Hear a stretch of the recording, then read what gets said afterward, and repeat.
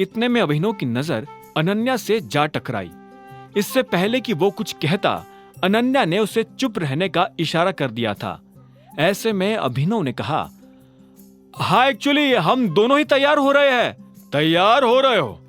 सुबह हो चुकी है, सूरज सिर पर चढ़ रहा है और तुम दोनों अभी तक कमरे में तैयार हो रहे हो, वाह। उधर से हरदेव ने उन दोनों पर गुस्सा करते हुए कहा। हरदेव पाल सिंह कमरे के अंदर आ गए थे। उन्होंने जैसे ही अनन्या और अभिनव को इस हाल में देखा तो उनके होश उड़ गए।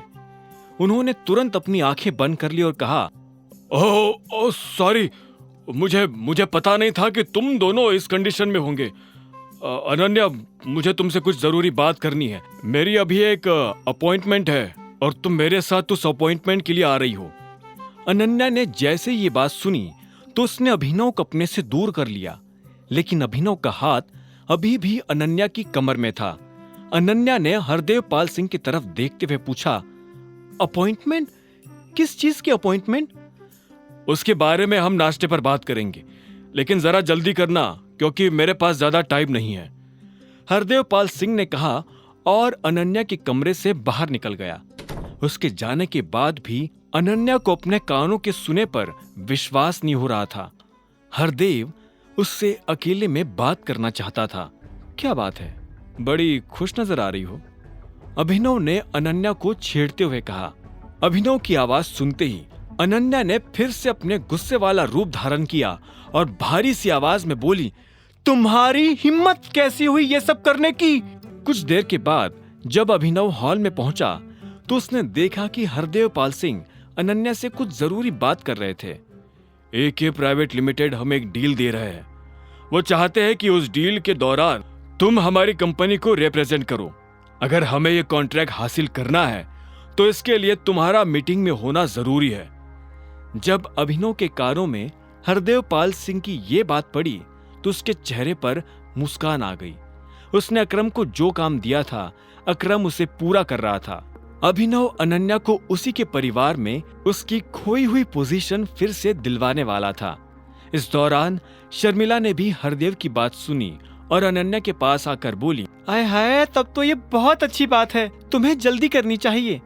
शर्मिला को भी अनन्या के लिए ये मौका किसी वरदान से कम नहीं लग रहा था। अनन्या ने कहा, तो हम आपकी गाड़ी में साथ चलेंगे या मैं अपनी गाड़ी लेकर आपके साथ चलूं?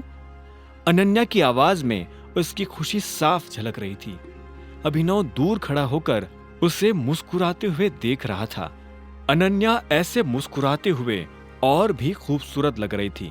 इतने में हरदेव ने अनन्या की बात के जवाब में कहा, हम दोनों अलग अलग गाड़ी में जाने वाले हैं। एक बार कॉन्ट्रैक्ट साइन हो गया तो उसके बाद तुम्हें तुम्हारी कंपनी के ऑफिस में जाना पड़ेगा। इतना कहते ही हरदेव पाल सिंह वहां से बाहर निकल गए थे और अनन्या उनके पीछे पीछे चली जा रही थी। उन लोगों के निकल जाने के बाद अभिनव भी उनके पीछे जा रहा था। अभिनव कुछ देर के बाद अपने ऑफिस पहुंच चुका था। जैसे ही वो अंदर आया तो उसे सबसे पहले जैनी नजर आई। जैनी की नजर जैसे ही अभिनव से मिली तो उसने हिचकिचाहट भरी मुस्कान के साथ कहा, गुड मॉर्निंग अभिनव जी। अभिनव भी उसकी ये बात सुनकर मुस्कुराया और बोला, गुड मॉर्निंग, और फिर वो ऑफिस में दाखिल हो गया। जिस तरह से जैनी ने उससे बात की उसे सुनकर अभिनव समझ गया था कि ऑफिस में उसके बारे में फिर से कुछ गॉसिप शुरू होने वाली थी। वो इन चीजों के बारे में सोच ही रहा था कि तभी उसका फोन बज उठा। उसने देखा कि अलाइना का फोन था। उसने तुरंत फोन उठाया और कहा, हेलो नंदिता। नंदिता नहीं, अलाइना। मैंने तुम्हें ये पूछने के लिए फोन किया है कि तुम 4 बजे तक अवेलेबल हो जाओगे। मैं तुम्हें पिक करने के लिए अपने किसी आदमी को भेज दूंगी, बाद में वो तुम्हें ड्रॉप भी कर देगा। उधर से अलाइना ने कहा। अभिनव ने उसकी बात सुन एक पल के लिए सोचा और आखिर में बोला, ठीक है, चलेगा। इसके बाद अभिनव अगले 3 घंटे तक अपने ऑफिस का काम बेमन से निपटाता रहा। कुछ देर के बाद लंच हो गया था। अभिनव उठा और सीधे कैंटीन की तरफ बढ़ने लगा। वहां अभिनव के अलावा और भी बहुत सारे लोग लंच करने के लिए आए थे। जैसे ही वहां बैठे लोगों की नजर अभिनव पर पड़ी तो उनके हाथ का निवाला हाथ में ही रह गया। वो सब बस अभिनव को देख रहे थे। अभिनव ने उनमें से एक को भी पलट कर नहीं देखा और अपना लंच लेने के लिए काउंटर पर चला गया। यही है वो आदमी जो आज भी काम पर लेट आया था, और तुम्हें पता है ये ऑफिस में असिस्टेंट की नौकरी करता है।